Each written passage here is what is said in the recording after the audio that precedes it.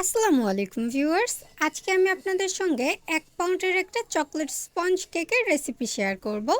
এটা আমার একটি অর্ডারের কেক ছিল, ইনশাআল্লাহ এটার ডেকোরেশনও শেয়ার করব। চলুন শুরু করা যাক। আমি এখানে হাফ কাপ পরিমাণ ময়দা নিয়ে নিচ্ছি, 1 টেবিল চামচ পরিমাণ কর্নফ্লাওয়ার এবং 1 টেবিল চামচ পরিমাণ কোকো পাউডার, হাফ চা চামচ বেকিং পাউডার এবং 1/4 চা চামচ বেকিং সোডা। কোকো পাউডারটা অবশ্যই ভালো মানের নেবেন। এবার শুকনো উপকরণগুলোকে একসঙ্গে চেলে নিচ্ছি।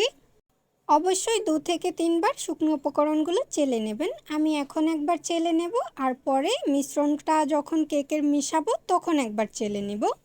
চালনির উপর কোনো শুকনো উপকরণ দলা পেকে থাকলে অবশ্যই এটা ফেলবেন না, কারণ এগুলো সম্পূর্ণ আমাদের মাপের জিনিস। শুকনো উপকরণগুলো আরও কিছুটা ভালোভাবে মিশিয়ে নিচ্ছি একটি স্প্যাচুলা দিয়ে। এবার চলে যাচ্ছি মূল প্রস্তুত প্রণালীতে। এজন্য আমি প্রথমে বড় সাইজের দুটো রুম টেম্পারেচারে ডিম নিয়েছি, আর নিয়েছি হাফ কাপ পরিমাণ চিনি।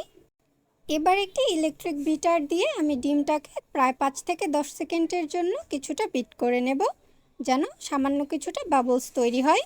তারপর আমি হাফ কাপ চিনি যে নিয়েছিলাম সেটা আমি অল্প অল্প করে দেব আর বিট করতে থাকবো। প্রথম পর্যায়ে লো স্পিডে, তারপর মিডিয়াম স্পিডে আমি বিট করে নেব। আর বিট করতে করতেই দেখবেন ডিমের কালারটাও চেঞ্জ হয়ে এসেছে এবং খুব সুন্দর এভাবে করে ফ্লাফি হয়ে এসেছে। তারপর দিয়ে দিচ্ছি 1 চা চামচ পরিমাণ চকলেট এসেন্স, 2 টেবিল চামচ পরিমাণ দিয়ে দিচ্ছি রান্নার রেগুলার তেল। এবার এই সব কিছু দিয়ে প্রায় 10 থেকে 15 সেকেন্ডের মতো বিট করে নেব। এবার কিন্তু বেশি বিট করা যাবে না, তাহলে কিন্তু ডিম থেকে পানি ছেড়ে দেবে বা ফোমটা ভেঙে যেতে পারে।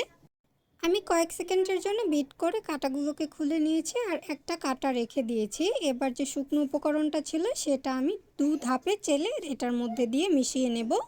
আমি শুকনো উপকরণটা মেশানোর জন্য ইলেকট্রিক বিটারের কাঁটাটা ব্যবহার করছি। চাইলে আপনারা একটি স্প্যাচুলার সাহায্যে এটা মিশিয়ে নিতে পারেন।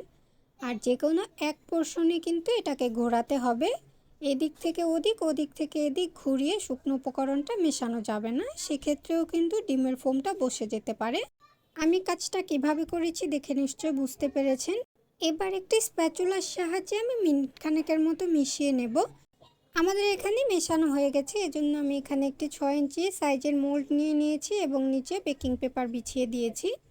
ডোটা ঢেলে নেওয়া হয়ে গেলে তারপর একটি শাসলিকের কাঠি দিয়ে এপাশ ওপাশ করে নেড়ে দিতে হবে, যেন কোনো স্থানে কোনো ফাঁকা না থাকে। চাইলে ট্যাপ ট্যাপ করেও দিতে পারেন। এবার এটা বেক করে নেওয়ার পালা। চুলায় একটি হাঁড়ি বসিয়ে তারপর একটা স্ট্যান্ড দিয়ে প্রায় 10 মিনিটের মতো প্রিহিট করে তারপরে লো ফ্লেমে রেখে আমি 30 মিনিটের মতো জাল করে নিয়েছি। তারপর আমি কেকটাকে ঠান্ডা করে নামিয়ে নিয়েছি। আর এই তো আমাদের চকলেট স্পঞ্জ কেক একদমই রেডি। একদমই পারফেক্ট একটা রেসিপি। আশা করছি আপনাদের কাছে ভালো লেগেছে। আজকের মতো বিদায় নিচ্ছি। সবাই সুস্থ থাকবেন, ভালো থাকবেন। আল্লাহ হাফেজ।